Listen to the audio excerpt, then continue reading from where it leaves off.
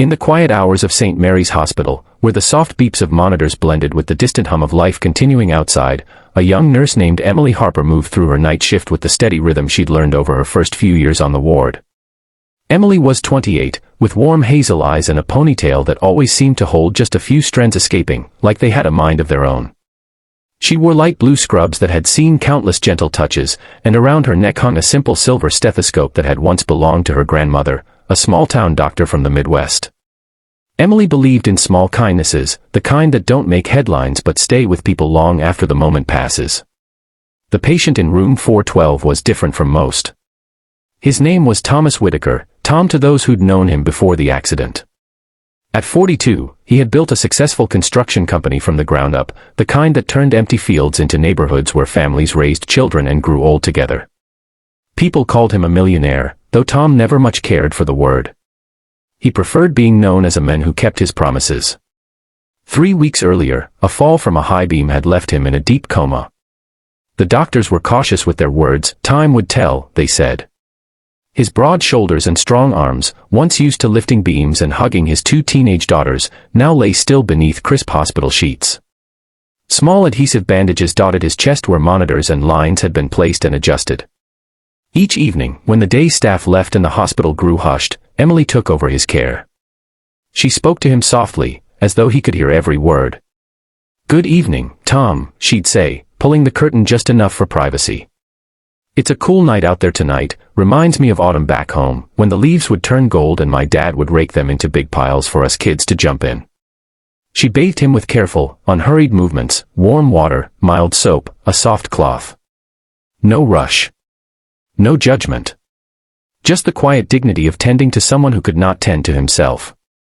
As she gently wiped his shoulders and chest, she sometimes hummed old hymns her grandmother had loved, or shared little stories from her own life. "You know," she murmured one night, pausing to rinse the cloth, "my grandpa used to say that real strength isn't in how much you can lift, it's in how gently you can hold what's been placed in your hands." I think about that a lot when I'm here. Nights passed. Seasons didn't hurry in a hospital room, but Emily noticed small things, the way the light shifted through the blinds, how Tom's daughters visited less often as hope thinned, how the flowers by his bed wilted and were replaced. She brought fresh ones when she could, daisies mostly, because they reminded her of simpler times. One early morning, just before dawn when the sky outside was still the soft gray of remembered summers, something changed. Emily was finishing her routine, folding the warm blanket back over him, when Tom's fingers twitched. Then his eyelids fluttered. A low sound escaped his throat, not words yet, just the first breath of returning awareness. She froze, heart suddenly loud in her ears. "Tom," she whispered, leaning closer. "Tom, can you hear me?" His eyes opened slowly, unfocused at first, then finding her face. They were deep brown, tired, but alive. For a long moment, neither spoke. The room held only the steady beep of the monitor and the soft sound of their breathing. He tried to swallow, then managed a hoarse whisper. "Emily." She nodded, tears welling without warning. "Yes. I'm right here." Tom's gaze moved over her face, then down to the cloth still in her hand, damp and warm. Something softened in his expression, a recognition deeper than memory. "You stayed," he said, voice rough from disuse. "Every night. I heard you. Not all the words, but your voice. Like a light in the dark." Emily sat on the edge of the bed, careful not to disturb the lines. "I didn't know you could hear," she said quietly. "I didn't always," he admitted. "But toward the end, it was like floating in quiet water, and your voice was the shore. You talked about leaves, about family, about holding on gently." A faint smile touched his lips. "Made me remember why I wanted to wake up." She reached for his hand, and he curled his fingers around hers, weak but sure. In the days that followed, Tom began the slow road back.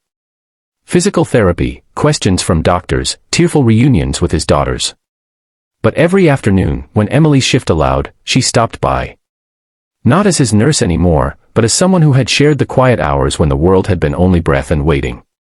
One afternoon, as sunlight slanted through the window and painted the room in warm gold, Tom looked at her across the small space between them. "You didn't have to do all that," he said. "Most people, they do what's required. You gave more. Emily shook her head gently. It wasn't more. It was just what felt right. We've all been helpless at some point, Tom. We just don't always see the people who sit with us in those moments. He was quiet for a while, then said, when I get out of here, I'd like to take you for coffee. Not as thanks. Just to sit and talk. Like two people who remember what matters. She smiled, the kind of smile that carried years of small hopes fulfilled. I'd like that. And in time, they did. Not every day, not with grand gestures. Just quiet coffees on Saturday mornings, walks in the park when his strength returned, conversations about the things life teaches slowly, kindness that costs nothing but means everything, the way one gentle hand can anchor another through the longest night. Years later, when people asked Tom what pulled him back from the edge, he never spoke of medicine or miracles in the dramatic sense. He'd say simply, a voice in the dark, and a pair of hands that never let go. And somewhere in the telling, younger listeners would lean in, while those in their 50s and 60s would nod quietly, remembering their own moments when kindness arrived without fanfare, steady as an old hymn, gentle as autumn light. Because sometimes the most miraculous thing isn't the waking, it's the reminder, in the midst of our own long nights, that we are never truly alone.